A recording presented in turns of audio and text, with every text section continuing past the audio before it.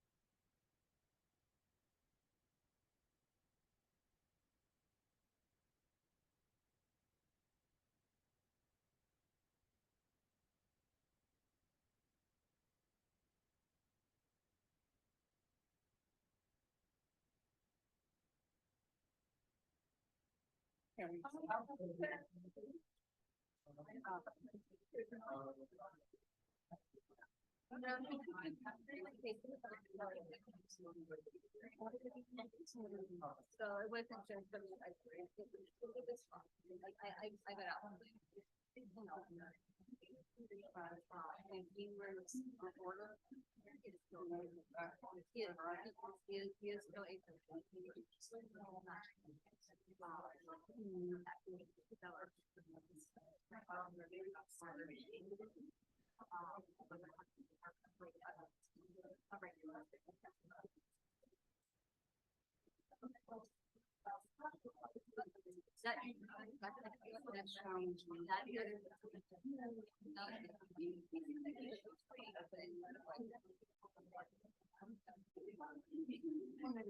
Yeah. Yeah, that's why I got the about process. So I have to that's not right about. That's what I heard about because the hips and stuff. It is. What are you told me?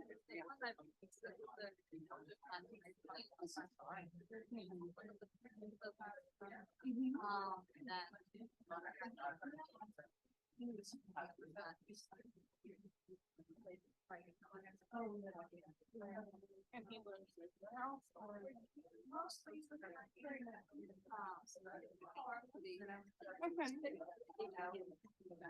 So it's a weird thing where I'm on my own, but I have first kind of like figure, I can find it like I need a mom, I need a wife, but I'm so writing when you can do that. It's I can go find that. Like I'm at that phase of I just figure out the relationship where I was, what I thought not how long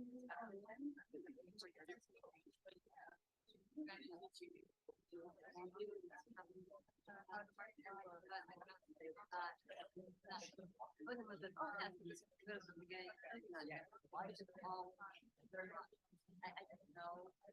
I saw what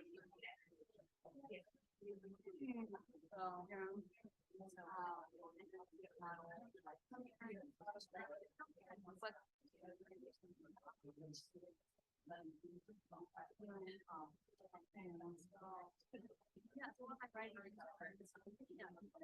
experience that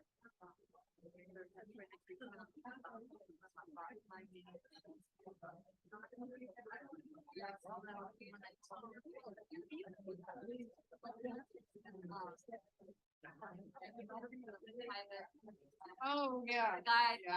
yeah, that was whatever.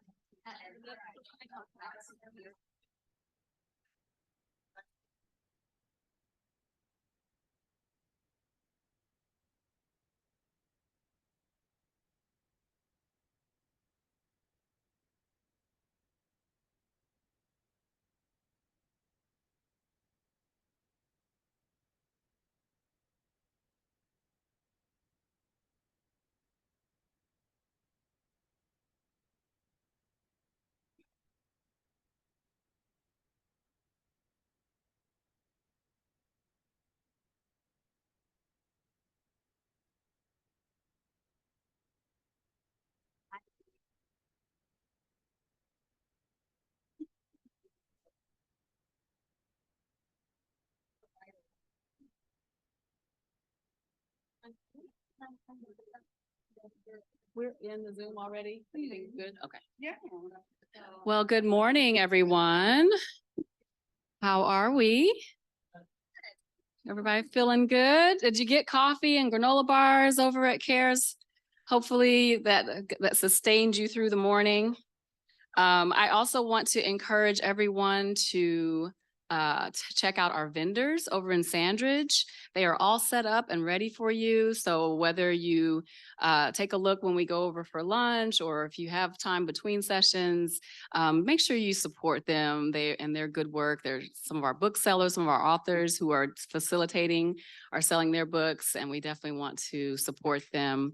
And I'm sure you want to check out what they have. So I wanted to remind you to head over to Sandridge, not Sandwich, whenever you're able, and patronize our vendors. Lunch will be over there in the ballroom as well. So make sure you have your meal ticket somewhere nearby. You'll need that when you get ready to go through the buffet. And I also wanted to make sure everybody knows about the surveys. You see in some of the rooms where you've had sessions, there's a QR code that you should scan. That QR code, each time you'll see it again and again, and we want you to scan it over and over with each session that you attend. Scan that again, and it will take you right back to the previous survey that you filled out. You will only see your own, and you'll be able to edit it to add the different sessions that you attend and let us know how that went. So I wanted to make sure everybody knew to do that. Get your cameras out, and if you need assistance, just ask a young person. They always know how to do the QR codes. All right, well, welcome to the second annual Summer Writing Summit at Athens State University. Let's clap it up. We've made it to year 2. So excited. I am Dr. Roper, and I have the privilege of serving as the director of our little writing center located over there in the corner of the beautiful CARES Library. Come say hello if you have a chance. Our job at the Writing Center is to challenge writers to think more deeply about the assignments they're given and to recognize that writing is so much more than just the finished product. It is more importantly about the process of getting there. Thus, my team and I have enjoyed planning this conference so that we can show, not just tell you, what we mean by that. Through this conference, we celebrate art, we cultivate craft, we encourage scholarship and collaboration with peers. 1 year ago, we began with small hopes. Today, we continue with bigger vision, and we will continue dreaming big in the years to come. Before I go any further, I must acknowledge all those who have made today possible. Special thanks to my most supportive administrators, Dr. Welberg, Dr. Vartanian. I appreciate them so much. They always say yes. Sure, Kim. Okay, no problem. And I love that. A big thank you to Tony Carter, the director of our library, who has generously provided us with lunch today. Yay. Pasta, everyone. Yeah. Thank you to those working behind the scenes. I just got an email from Morgan McGrady. Thank you, Morgan McGrady. I'm sorry for whatever I did wrong. I always do it wrong. Molly Myhan, Jan and Jesse over at the print shop, our custodial staff. I can't call all of the names, but each of you has been such a big help to me and my team as we've worked to pull all the pieces together. So I just want to shout out all of you. Special shout out to the Summer Summit Planning Committee. Yes, we have a planning committee this year. Mark Gale, Darlene Turner-White, Amy Garrison, Patricia Elmore, Monte Moore, and Lakin Smith. If y'all are in the building, just wave your hands. We appreciate you as well in helping us get this together. Special thanks to PR and marketing for helping us to promote this event. Thank you, Melinda Jones from the Athens Public Library, who connected me with many of our local authors that you will meet today and tomorrow. So thank you so much, Melinda. And last but not least, thank you to all of the volunteers, faculty, staff, and students who are helping out. Many of them are facilitating workshops as well. Special thanks to the ambassadors and the men of Kenneth. You guys are awesome, and we appreciate each and every one of you. All right, so this week we celebrate Juneteenth and commemorate the first important step towards freedom for African Americans. It is fitting then to have as our keynote today a woman of historic significance as the youngest and the first African American person ever to be chosen by the governor as the Poet Laureate of Alabama. Yeah. It's a big deal. It's a very big deal. As you can imagine, Ashley has a long resume of accomplishments, including awards such as the Rona Jaffe Foundation Writers Award, the Silver Medal in the Independent Publishers Book Awards, the Lena Miles Weaver Todd Prize for Poetry, a Literature Fellowship from the Alabama State Council on the Arts, the Lucille Clifton Poetry Prize, and the Lucille Clifton Legacy Award. She has published 4 books and has been featured on several news outlets and is the founding director of the Magic City Poetry Festival. Ashley currently serves as Associate Director of the University Honors Program at UAB and is part of the core faculty of the Converse University Low Residency MFA program. You can read all about Ashley's many other accomplishments, but what you really came for was the woman herself. So without further ado, I give you Miss Ashley Jones, Poet Laureate of Alabama.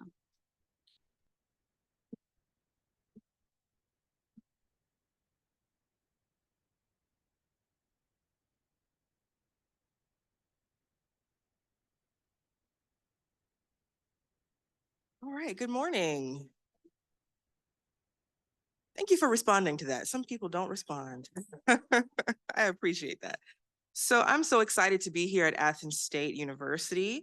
I want to thank Dr. Kim Roper of the Writing Center for all of her hard work and her kindness and also her vision for this event.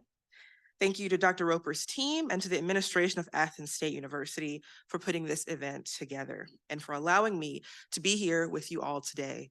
You have an awesome hat in the back. I just have to tell you, your hat is amazing.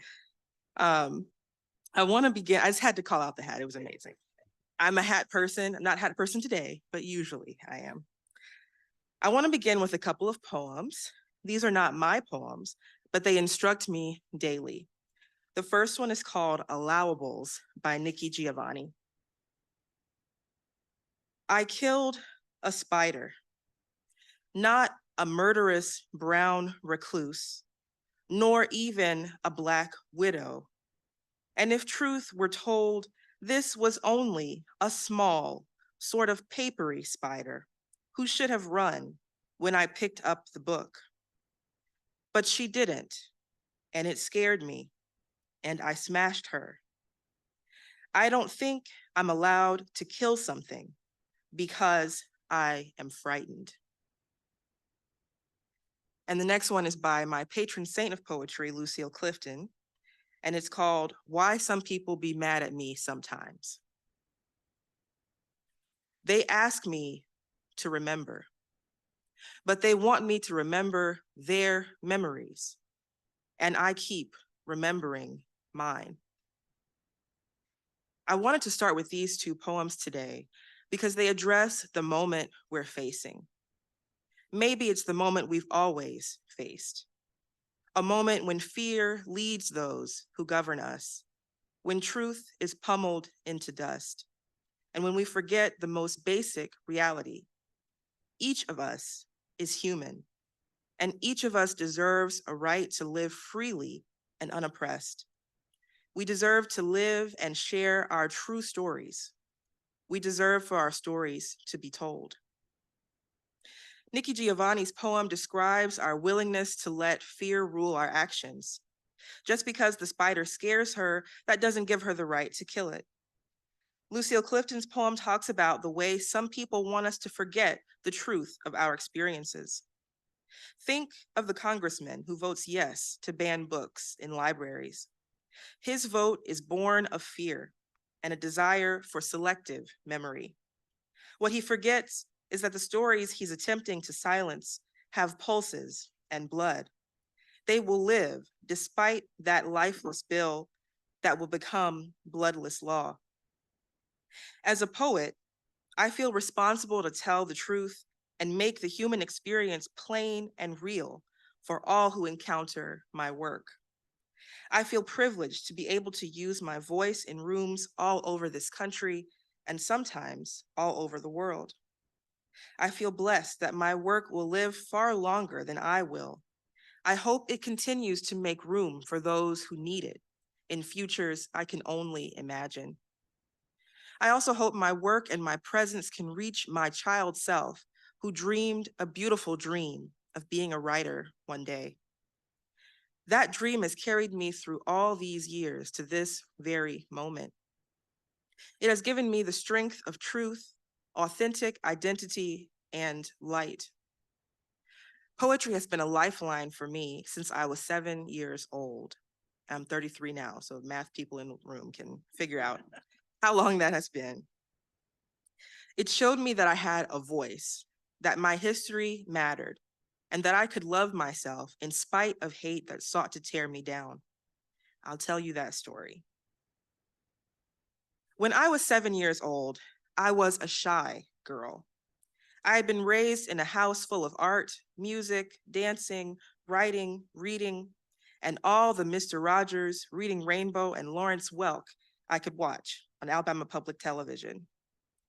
I was bright and curious before attending school. My parents taught me and my siblings about our history. They taught us to be proud of being Black, to see ourselves in everything, even God. We had no debates over whether science was real or if all people should be respected for exactly who they were. It was simple. God created us all. God lovingly created everything on planet Earth, and because of God's example, we could live in kindness too. There was infinite possibility. There was nothing I could see in this world that I couldn't do. But when I started school, all of that changed. I think many of us can remember how school changed the way we viewed ourselves. In kindergarten, I was introduced to such things as socioeconomic hierarchy. The kid who could afford the 64 or 120 count Crayola box with a sharpener on the box was the king of the classroom. My Rose Art crayons were affordable and waxy on the page. Some kids were eager to ask questions about what I brought to lunch or why I chose to color the elephant purple instead of gray. I could read, and not everyone could, which I learned was something else that separated us. I had been reading since I was 3 years old, and I had no clue that some kids were still struggling to name letters. I also had my first encounter with racism at the age of 5. It happens earlier than that for some people. But for me, I will never forget how it felt to be rejected because of my race and not understand what about me was so bad. I remember those days playing house with my best friend, a white boy with whom I shared a last name. I remember the way his family looked at us playing together as pretend husband and pretend wife. I remember the next day being told I couldn't play with him, seeing a blonde-haired, blue-eyed girl in my place. That shaped me. It changed me. Anyone who says students shouldn't learn about differences and why they are good and okay and why we should love each other and celebrate those differences has surely never felt the particular sting of discrimination. It is gutting and disorienting. I suffered with self-esteem issues for many years after that moment. It hurt. At 5, I didn't fully understand what was happening, but I internalized that experience, and I decided I was the problem. I was bad somehow. That festered in me until I was 7 years old.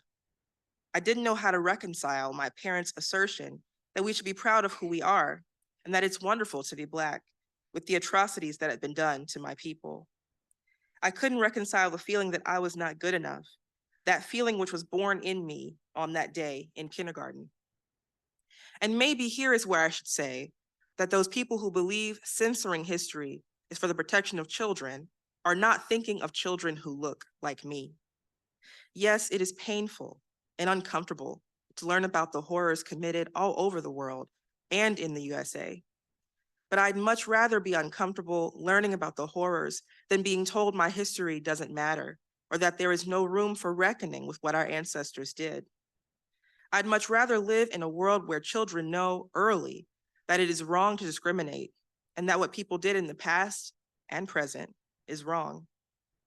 That they don't have to continue that tradition, that it is not their fault, but that it is all of our responsibility to understand where we come from to create a better future.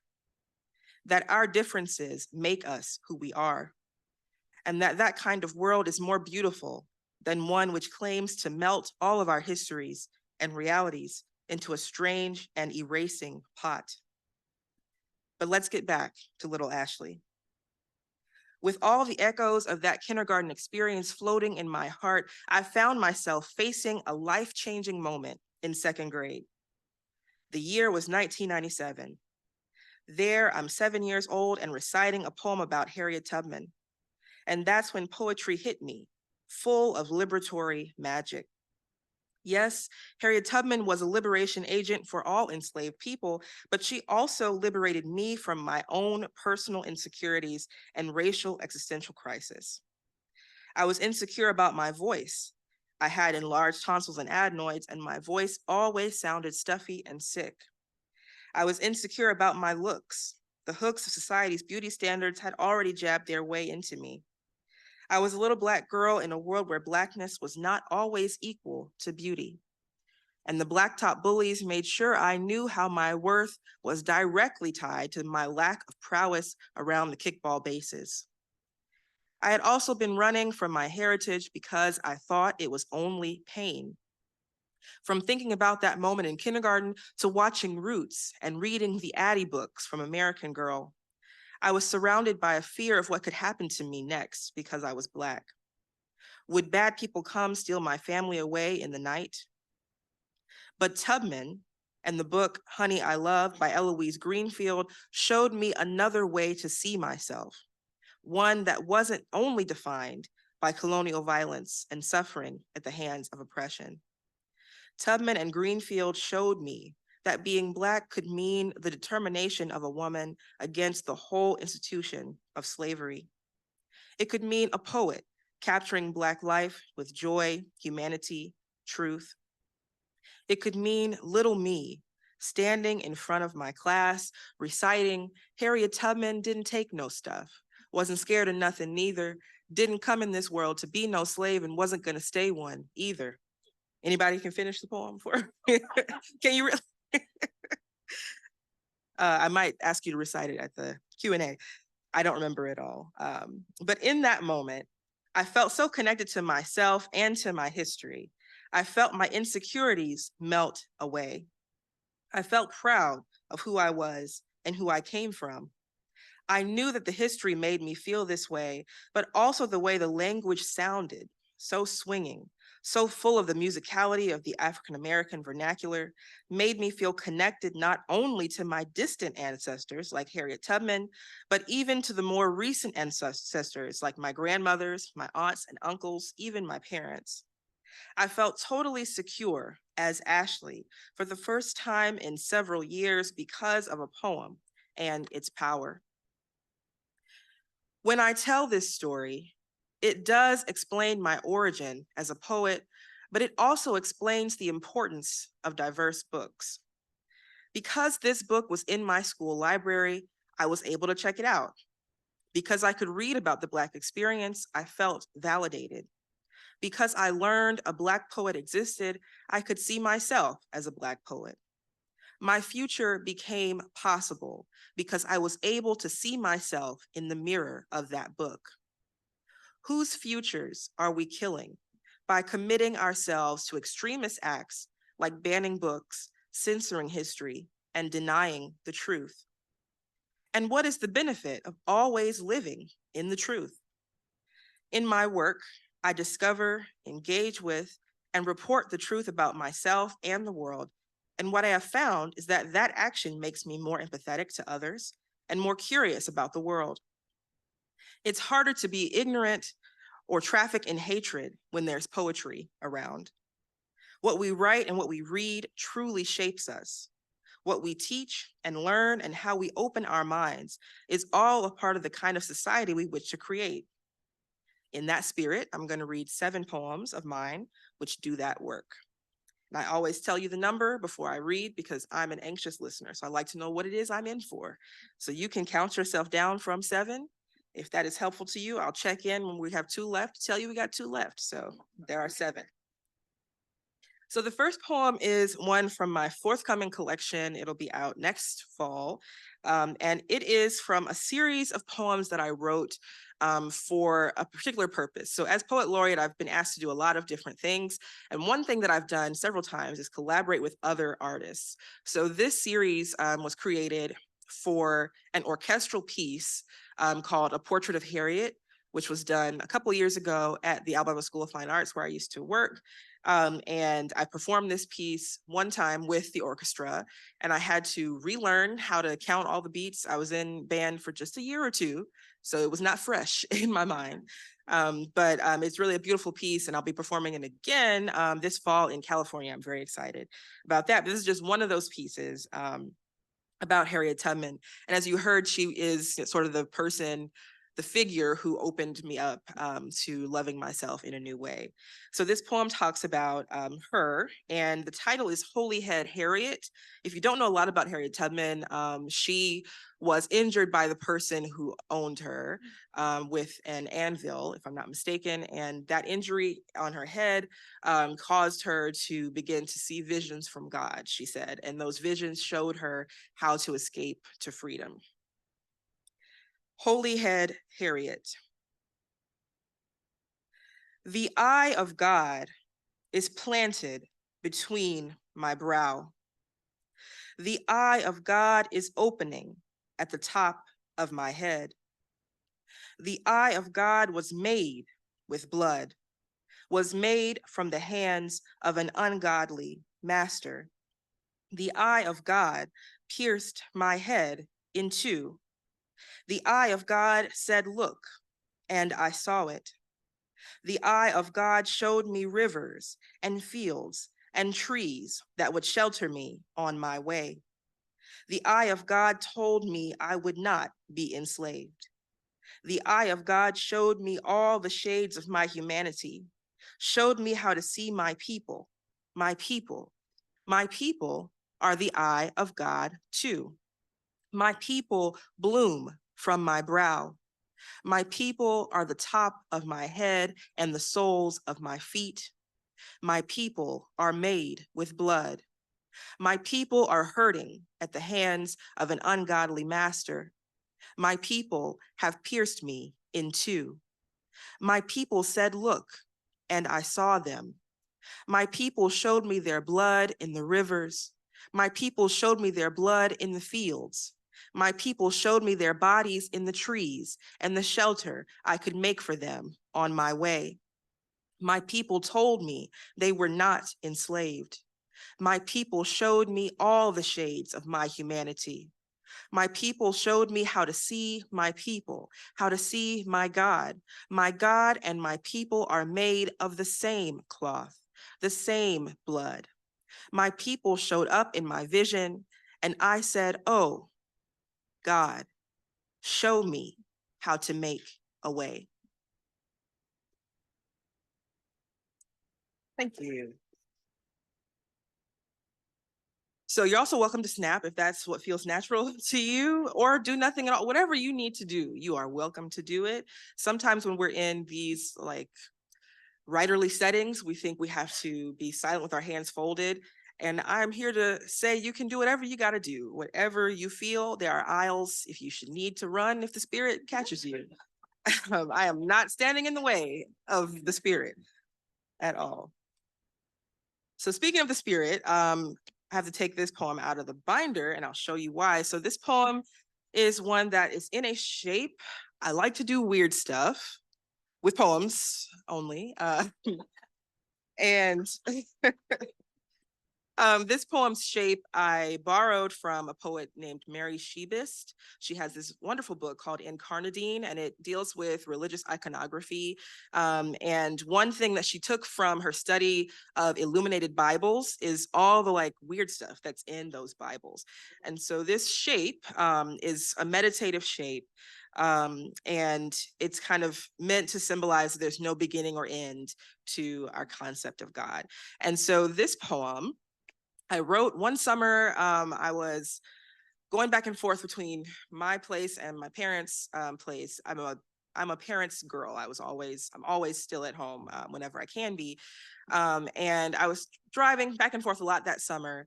And every time I would get on the road, I would see a tow truck in front of me. Not because I was being pulled by a tow truck, but it just randomly was there. And so I said, well, God, what is this? Are you warning me? Like, am I about to get into an accident? What's the deal with all these tow trucks?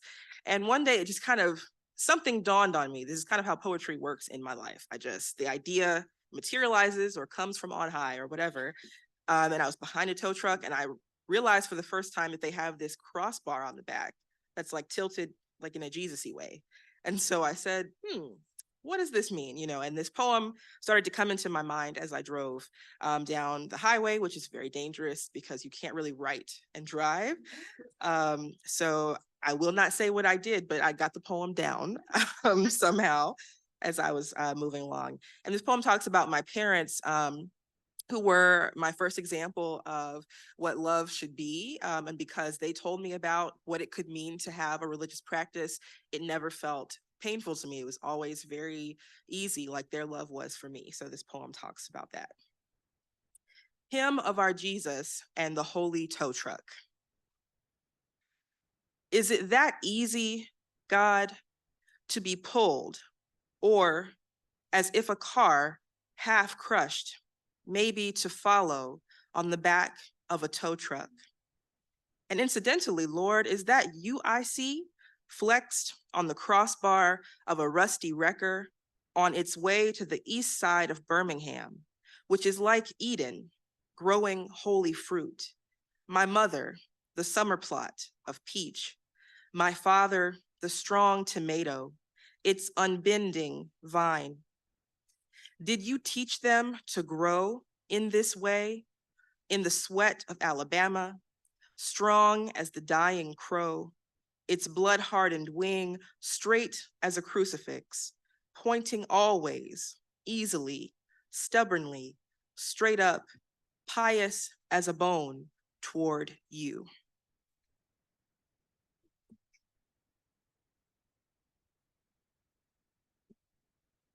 All right. So this next one, well, I should say that last one was from my latest book that has already been published, and this one is from my very first book. So the poem is not a happy poem, but I have to tell you a sort of happy story to get to the poem. So this poem features Sammy Davis Jr., who hopefully somebody out there has heard of before. A few people. Sometimes I visit a lot of schools, and if it's a room full of freshmen, like nobody's with me at all. So I have this thing called imaginary husbands. So I'm not married yet in real life, but I've always had this list of imaginary husbands, and they're all mostly dead. So like, it's okay, it's fine. And so Sammy Davis is the number 2 husband on that list. Who is number 1? Gregory Hines is number 1. I have a thing for tap dancers. So Sammy Davis is my second husband in my head. And if you don't know who he is, he was an entertainer, actor, singer, dancer, activist, all the things.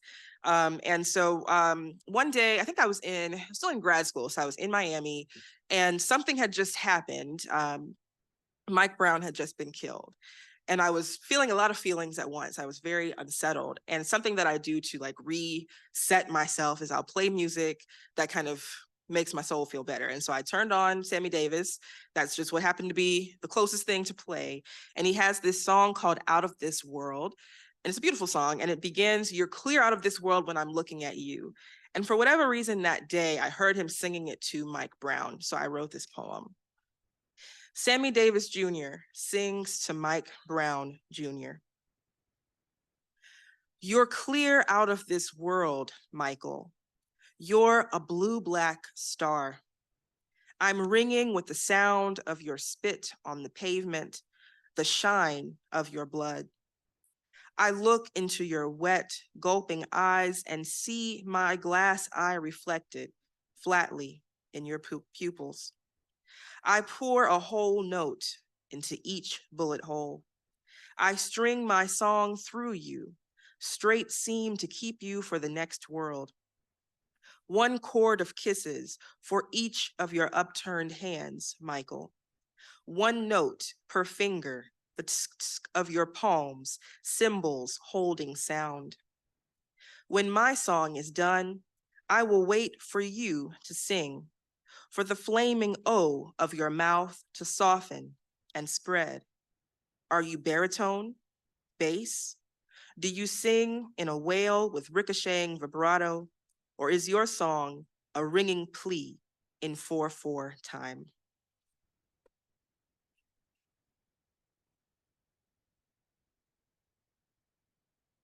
Okay, I'm looking at my time, and I may edit one of these out so we have more time for questions, because I don't want to be hogging the mic. There's nothing worse than somebody who just will not sit down. So I'll see how far we get. And Kim, if you just want to cut me off. But there are 4 left in the group of 7, if you've been counting. So this one is also from my first book. I really love writing about history. I'm not a history, teacher. I teach writing and English, but I feel like it's all connected. You really can't teach any humanities subject without doing the others. So, so this poem is about Sally Hemings, who has always been fascinating to me since I was a child. If you don't know who she was someone who was owned by Thomas Jefferson. And for many years when I was young, I always heard about her as his mistress. But as I got older and as the research kind of matured, we understood that because she was property, she could never give consent to whatever it was that happened between them. And so to call her the mistress doesn't really work. And so I wanted to write a poem that expanded her life from that one little phrase to something a little bit bigger to show all the things that she may have gone through throughout her life. So this poem is called What It Means to Say Sally Hemings. Bright girl, Sally.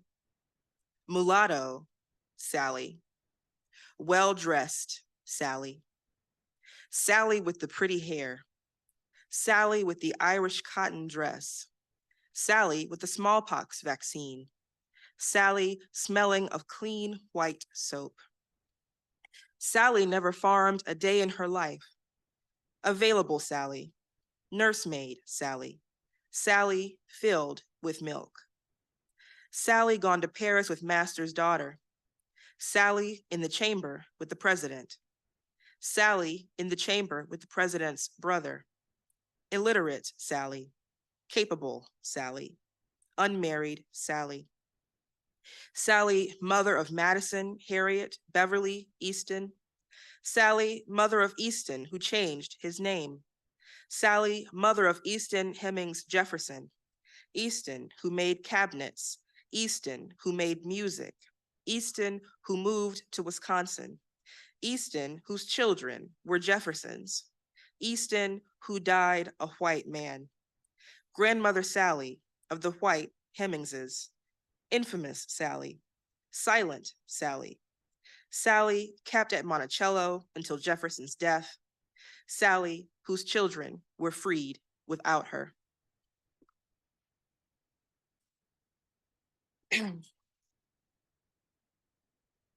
Okay, so as you can maybe tell, my work really does center around humanity and showing the many facets of my humanity and the humanity of people who look like me. So this poem is another way of showing that. I have challenged myself in recent times to try to write love poems that are not ironic or snarky in any way. And it's only recently that I can write those in truth. I was a late bloomer, as you might say. So I was just writing about really terrible experiences up until now. And this poem, which is also in my 3rd book, I wrote before I actually had experienced reciprocal love, but I was imagining what it might feel like. And I used one of my favorite artists, Al Green, who hopefully, again, I'm seeing some nods, great, great, great. There are definitely some rooms where I've said James Brown and Al Green and nobody knows who I'm talking about, which is very painful to my soul. But luckily we have the internet, so you can look these people up and listen to their music and be changed forever. So Al Green is someone who I always listen to. I remember vividly being in the backseat of our Nissan Sentra as a kid with all the cassette covers in the back seat. And I saw that one cover, y'all know the cover I'm talking about, where Al Green is all oiled up and beautiful. And even as a child, I was like, that looks like something good. but his voice is the thing that we love more than anything else. And he has this beautiful song called Simply Beautiful.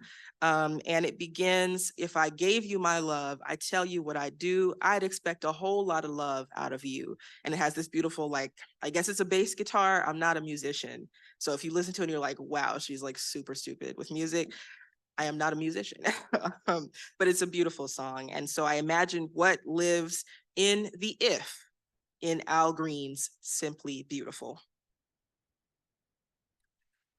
In the room of my love, there is a whole world. There is a bass guitar that plays all by itself. There is fire in the hearth, crackling, and there is a brown hue all over. That's my skin. My skin and my love are inseparable. In the room of my love, there is a growl and a giggle. There is a never-ending meal. Cornbread and collard greens and ham hocks and neck bones and sweet potato pie and mac and cheese, the good kind, not the kind at church, or the kind that one aunt swears is good, or the kind in a blue box. And potato salad, barbecue ribs, coleslaw, baked beans, corn on the cob, pound cake, all on the same plate, and grape Kool-Aid and spring water and broccoli and cheese casserole and fried chicken and smothered pork chops and sausage and gravy and pancakes and butter. And in the room of my love, there is room, maybe, for you, but only if Al Green is playing and only if your hand is shaped, love, like a key.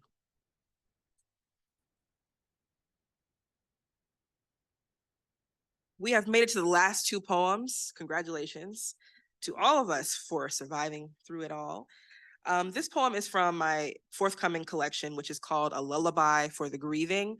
And this book has a lot of grief poems because I recently lost my father.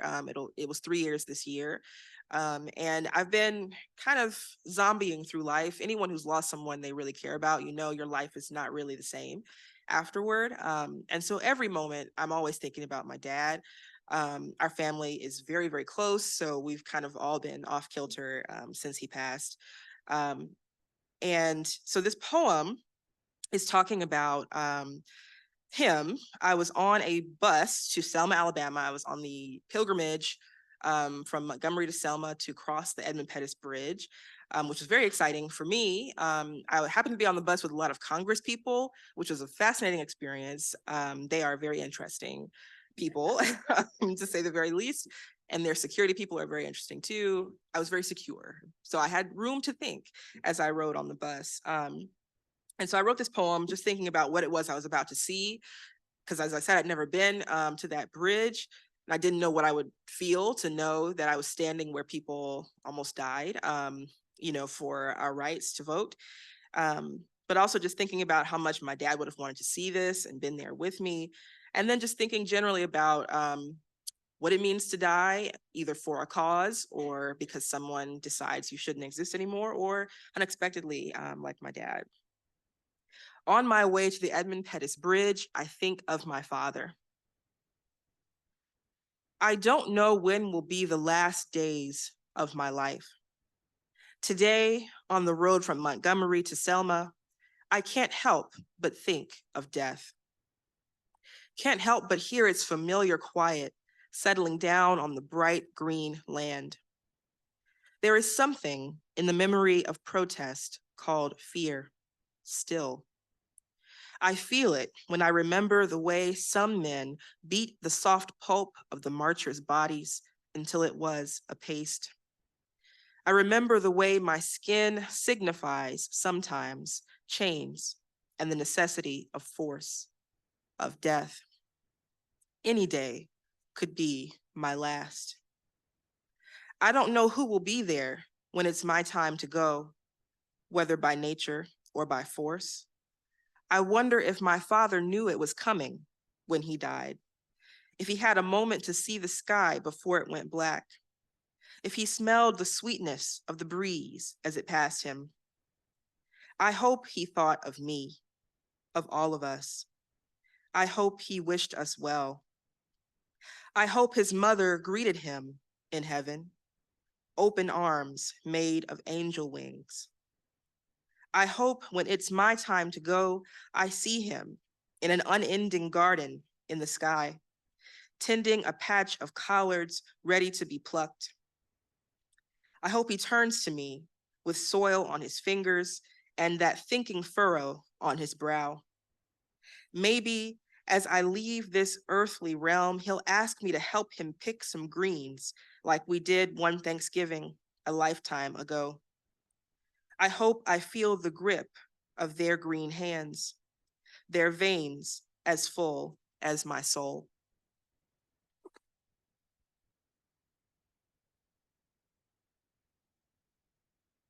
So this is the last poem. Again, thank you so much for listening. And there maybe will be a slight second to ask questions if we have it. This poem is about God. It has two epigraphs. The first is from Psalm 121, which reads, "My help comes from the Lord." And the other is from my friend's poem. His name is Faisal Mohoyedin. He's a Muslim poet. His poem is called Allah Castles. And the quote reads, "God is God is God. When you ask me from where my help comes, the face of God was shown to my people in the dark and vast nighttime sky, in a town just like this one some 4 centuries ago. It does not matter where in this country you are. My people were there, and they searched for God, who they knew before the sin of those ships. God is God, no matter the continent. The stars are windows to heaven. We can follow them to glory, and so can you. Do you think the face of God is a human face? How can something as big, as world-making, as ocean building, as mountain moving, as look how this earth knows to keep spinning, be contained by such inconsequential instruments as skin and bones? God wears many faces, all of them you and all of them me, all of them, all of us, always. A face as singular and as varied as all the spears of grass, making a whole, holy green. It's true. My people saw the face of God, and it looked like the cool river opening up to welcome their feet, to erase their scent as they were hunted by people who maybe were our great-great-great-grandfathers and their sons, by the dogs which did nothing but what they were told. The face of God in the sunlight, warming the backs of ants as they build their hallways made of earth, grain by grain. The face of God in the owl's haunt, in the space between our palms as they meet in prayer. The face of God in our prayers, in the breath on our anxious and grateful lips. In the many names by which we call God, in all the languages made for us to speak. God in truth, unmitigated, painful, and real. God sees us now. What will we show him? Thank you.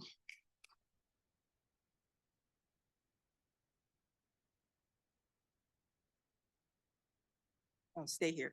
Okay. Thank y'all.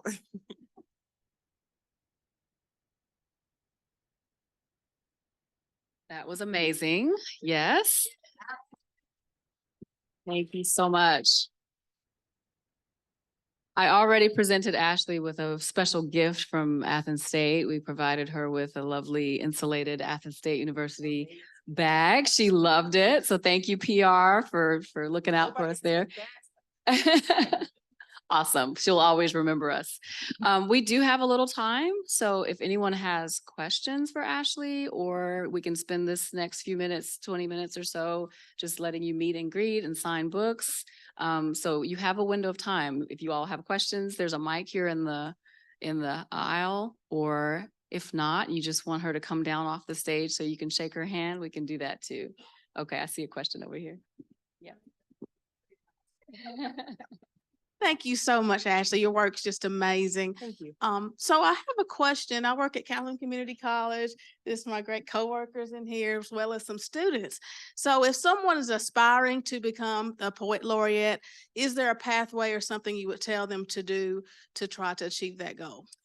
Yes, I would say, first of all, let people know that you want to do that, because in the state of Alabama, it's a community nominating system. So basically how it works in Alabama is different everywhere. But here, a committee is assembled by the AWC, the Alabama Writers Cooperative, which is the oldest organization or oldest writing organization in our state. And so they, every 4 years, assemble this committee made up of people from across the state who are literary, professionals in some way. And then the community has to submit nominations, and it's a consent-based nomination. So you have to ask the person who you're nominating if they want to be nominated. So it helps if you already know that they are interested in this position. In your packet, they're going to put your resume, you're going to put writing samples, and there will be letters of support from the community. So what you need to do if you know you want to do this is be active in your community, become a good literary citizen, publish work, do events, show up for other writers so that people are willing and happy to write you a letter of support when the time comes. From that point, the committee deliberates and they choose their selection. And the hardest part is getting on the governor's calendar once you're selected, because she's very busy. That took forever, but once you get on that calendar, you do your commissioning ceremony and then do your thing. So if you want to be poet laureate, you just really have to be a writer who is actively writing and who is active in the community as well.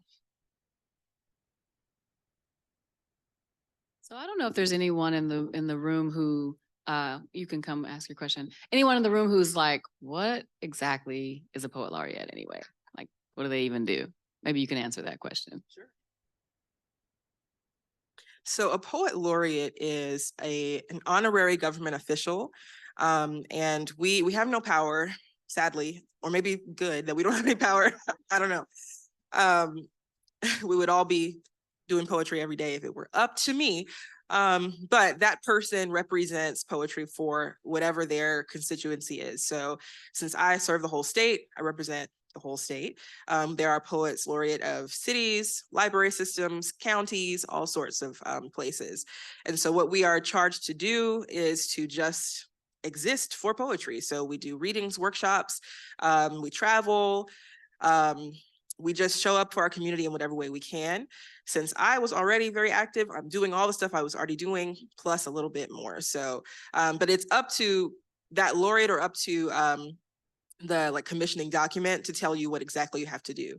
Alabama is pretty loose, as you could imagine. The law is very broad in the Constitution. So I'm not required to do a certain number of things. I'm just supposed to be available. So that could be as little or as much as you want. But again, because I was already fired up, for Alabama and for poetry, I've been doing a lot of things. But that's what we do. We do this that I'm doing right now, but yeah. And you had a question. Hi, Ashley. Thank you so much. Couple questions. As a poet laureate, are you commissioned to do a lot of specific works? And also, can you still write about anything and just publish it? And my second question was, do you ever not know what you're writing about? Personally, when I write, I'm just writing and I don't really know what I'm doing. Mm-hmm. Just talking about feelings, maybe not mine. So I'm wondering if you write the same way. Thanks. Yeah, I'll do the second question first. I'm gonna try to keep the first question in my mind. So yes, sometimes I'm writing and I don't know where it's leading me. As I mentioned earlier, poetry, I kind of mentioned it, is a spiritual practice for me. So I feel like we were all given gifts, and this is the gift that I was given. So when a poem is coming to me, I truly honor that moment. If it's the Spirit of the Lord speaking to me or whatever other spirit he has decided needs to speak to me, I will listen to it. And sometimes I don't know where it's going to end up. Maybe I think I'm writing about my childhood and I end up writing about, I don't know, global warming, whatever, wherever I end up, I just let the poem lead me. And I think no matter your process for any writer, it's very important to honor the work and what the work wants to do. It's not about us, the talent that you have is kind of bigger than your own ego. So you have to allow whatever it is that needs to come out of you to come out. The first question was, am I commissioned a lot to write things, and do I get to write about what I want to? I can still have my own writing life outside of Laureate stuff. That's totally separate. As far as being commissioned a lot, yes, people have asked me to write a lot of things for a lot of specific occasions, which is actually harder than you might think, because I'm trying to like find my voice in this poem about the World Games, for example. They asked me to write something. I'm like, okay, I don't play any sports. Like, where am I in this? And so that's been a really important challenge for me, actually, to write poems that are still me and that I can still publish in my books as Ashley M. Jones poems, but that serve whatever purpose someone needed it to serve. So yeah, I've written for all kinds of things. The orchestral pieces, as I told y'all, art openings, the World Games, as I said, lots of different collaborations. So that's been very interesting, and just a new kind of exercise for my poetic brain. But yeah, I can still do my own thing on the side. Well, not on the side. I can do my own thing primarily, and then do these other things when I'm asked. So. Mhm.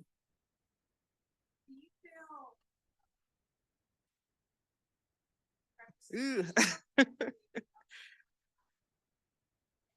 Yeah. I feel, well, let me start by saying people often are surprised to learn that I was selected by our governor. And I think what they don't know is that she's not the one selecting me. In our state, it's kind of reverse. In some states it is, I am the governor, I am picking you. But in our state, it's, everyone else picks you and she just has to say, okay.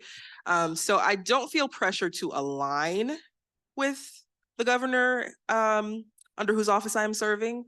That's not in the Constitution, that I have to be a poster child of any kind. And I'm honorary government. So I'm not like literally. So I take that wiggle room, and do my own thing. And I also remember that I was chosen as me. So I had all the same views when I was chosen. So I don't want to change because I perceive the need. But being the first person of color, yes, I'm the first Black person, but I'm the first non-white person, period, in I think it had been 91 years when I was selected. So I do feel a lot of pressure. I feel a lot of joy, and I feel honored to be serving, but I feel pressure to make sure the door remains open, because I know, having been Black my whole life, you do feel, or people put the pressure on you to represent your entire race, and anything you do, they attribute to the entire race. I don't want to be the one that people are like, well, we had one, it didn't work, we can never have another. I don't want that to be true. I mean, it's unfair. Like, we could be here forever to talk about why that is completely unfair to do. And it's done every day, whether people know it or not. But whatever is within my power to make sure that door is totally open for anyone of any identity to come through after me, I will do.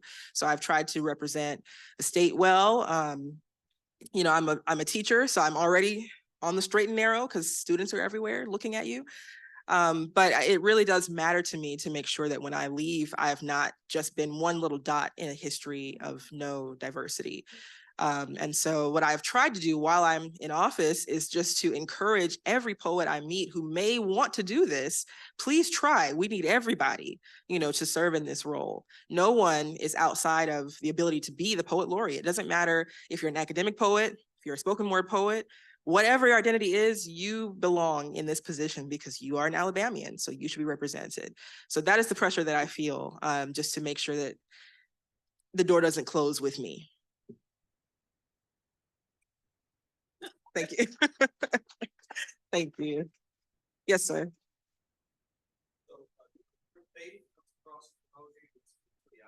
Mm-hmm. Mm-hmm. Thank you for saying that, because people don't realize.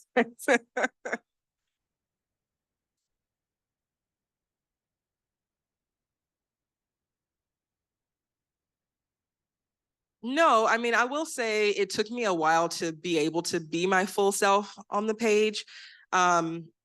Really, all my troubles began when I started school, honestly. Everything was fine before I met other children. So I was raised in a religious household, but we were sort of non-traditional. Both my parents were raised in the church, but they didn't raise us in the church because of the experiences they had. They wanted us to find our way to God on our own. And so we all did because of their example. I mean, it was always clear what they believed, and they're such good people. I'm trying not to use past tense because I know my dad is passed, but he still is my dad. It's a struggle when we lose somebody, but they're such good people that I was like, well, I want to do what you're doing because you're amazing.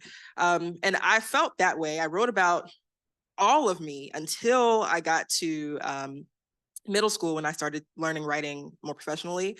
I went to an art school, and I realized that in the academic sphere at that time, and really until recently, talking about religion was not a thing that you did. It was not an academic pursuit to write a religious poem. And so in an effort to be like everybody else, because I was a teenager, so that's what we did, I started to hide that part of myself because it wasn't cool, to talk about what you believed.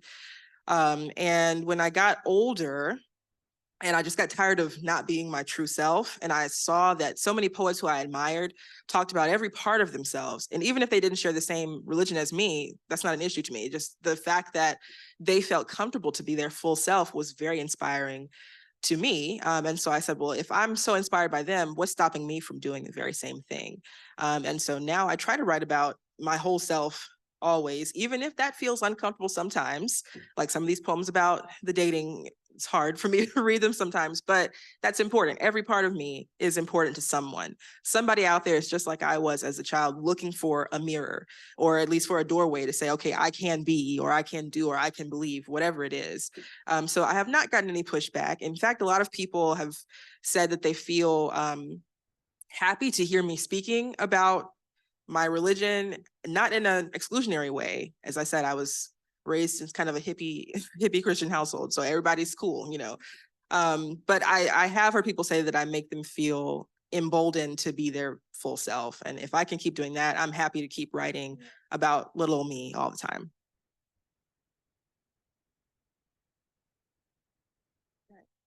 We can make our transition if that's what we want to do. Okay. Well, thank y'all again so much.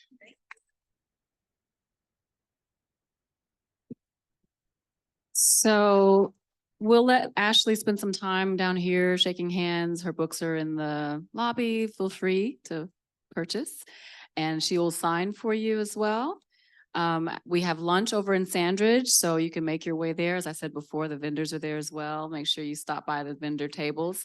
And then Ashley will be back to do a poetry writing workshop. So if anybody wants to learn how to write poetry, she's staying with us through the afternoon at 2:30. We'll do that in CARES Library. So just make your way there around 2:30 after you've had a chance to eat lunch and take a little break. And we'll see you then.